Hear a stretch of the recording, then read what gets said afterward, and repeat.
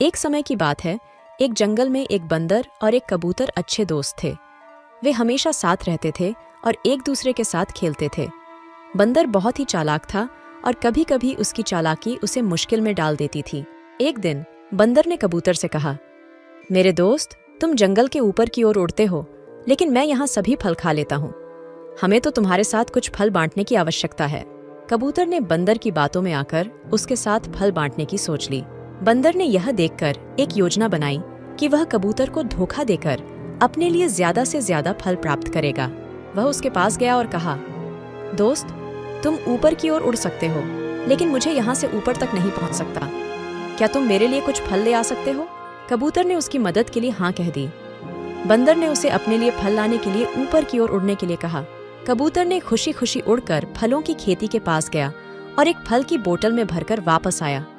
बंदर ने बोतल को उल्टा करके खोला और फलों को खाना शुरू किया। कबूतर ने देखा कि बंदर ने सारे फलों को खाने के बाद भी बोतल को गिरा दिया। उसने यह समझ लिया कि बंदर ने उसे धोखा दिया है। कबूतर ने गुस्से से कहा, बंदर, तुमने मुझे धोखा दिया। तुमने मुझसे कहा कि तुम इस बोतल के अंदर फल ले आओगे, लेकिन तुमने सभी फलों को खुद ही खा लिया। बंदर ने मुंह छिपाते हुए कहा, माफ करो, मैंने गलती की। मुझे अब यह समझ आया कि धोखेबाजी करने से हमेशा हानि होती है। बंदर ने अपनी गलती स्वीकार की और वादा किया कि वह कभी भी फिर से धोखा नहीं देगा। कबूतर ने उसे माफ किया और कहा, दोस्ती में धोखा देना गलत है। हमेशा ईमानदारी से और सच्चे दिल से दोस्ती करनी चाहिए। इस कहानी से हमें यह सीखने को मिलता है कि धोखा देना और धोखा खाना दोनों ही गलत है।